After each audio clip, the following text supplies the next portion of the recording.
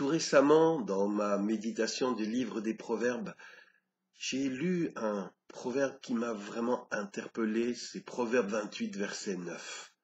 Il est dit, si quelqu'un détourne l'oreille pour ne pas écouter la loi de Dieu, sa prière même est une abomination.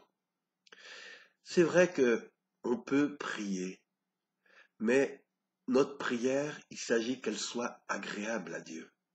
Et si avant de prier, nous avons détourné l'oreille, nous n'avons pas prêté attention aux commandements de Dieu, notre prière va-t-elle rattraper notre injustice?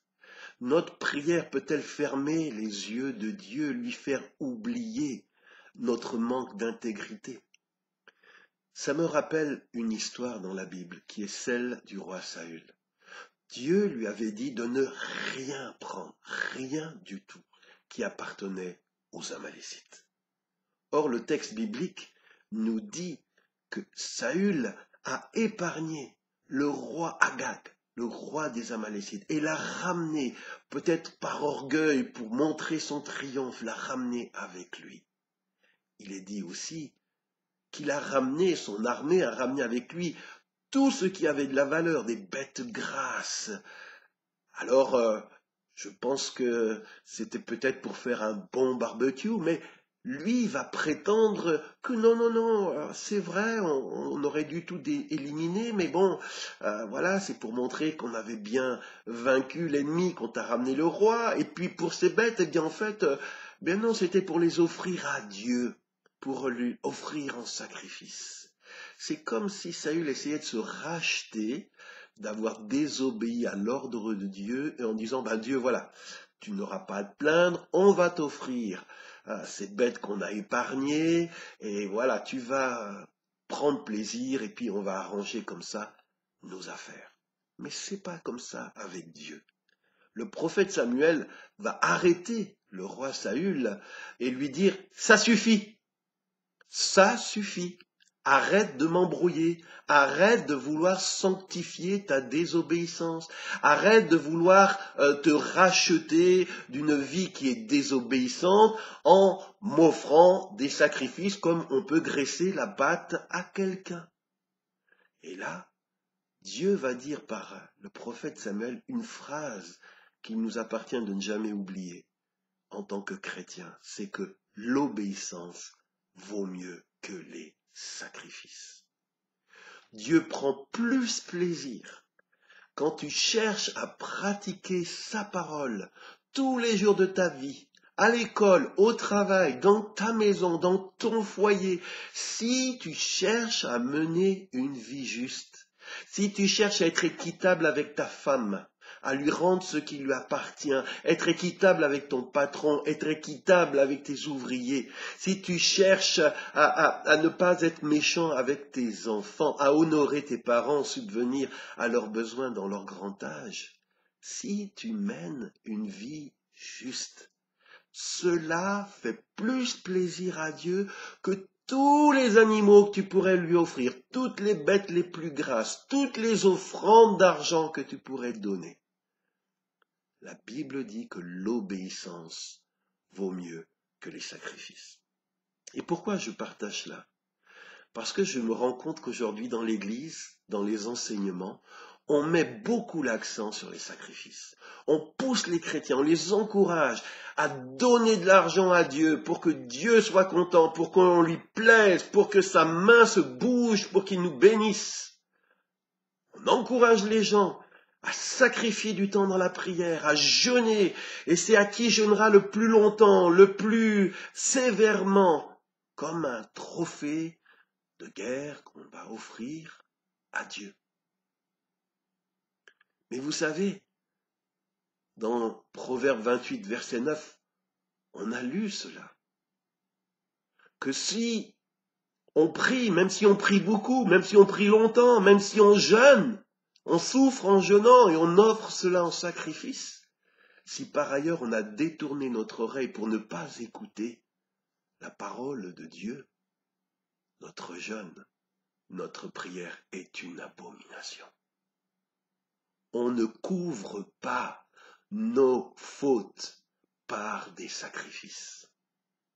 Et dans Proverbes chapitre 23, verset 3, il est dit que la pratique de la justice et de l'équité, voilà ce que l'Éternel préfère au sacrifice.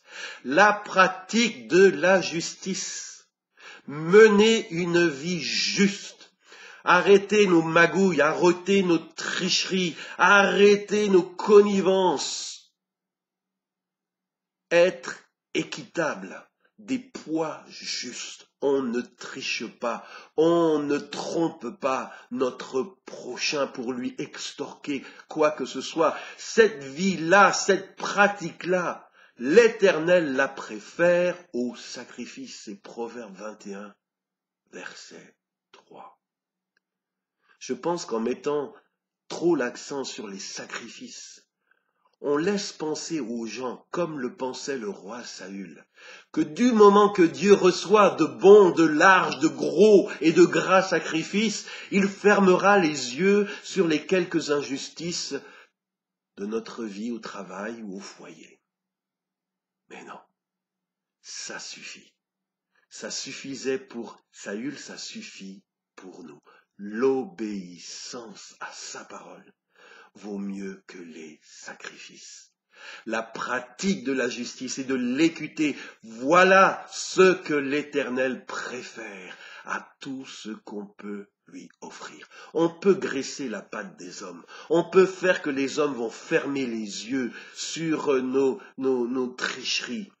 On ne peut pas graisser la patte de Dieu. Dieu voit tout ce qu'on fait, même dans le secret. Et quand tu viens dans sa maison, si tu veux essayer de te racheter par tes offrandes, tu as tort. Tes offrandes elles-mêmes peuvent être une abomination parce que tu es en train de camoufler une vie qui ne respecte pas le Seigneur et sa parole. Et je veux te demander vraiment pardon, Seigneur.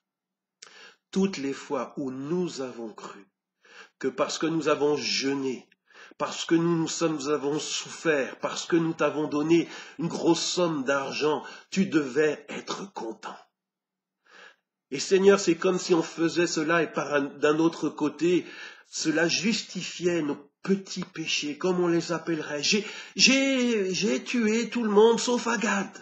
Sauf pour une seule, Dieu va pas se fâcher quand même. Dieu avait dit, tu toucheras à rien. J'ai épargné, oui, j'ai obéi, sauf, j'ai épargné les plus belles bêtes. Seigneur, tu vas pas te fâcher, c'est les plus belles bêtes, et en plus, même si c'est un petit mensonge, mais c'est pour te les offrir, alors tu devrais être content. Et Dieu dit, mais t'as pas compris. Tu n'as pas compris. C'est pas les animaux brûlés sur l'autel qui comptent pour moi.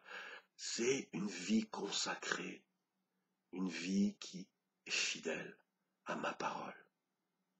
Ô Seigneur, donne-nous, Seigneur, de mettre à nouveau l'accent sur mener une vie juste et équitable. Seigneur, les sacrifices ont leur place, mais jamais elles ne remplaceront cette pratique de la justice et de l'équité qui te fait vraiment plaisir. Viens à notre aide.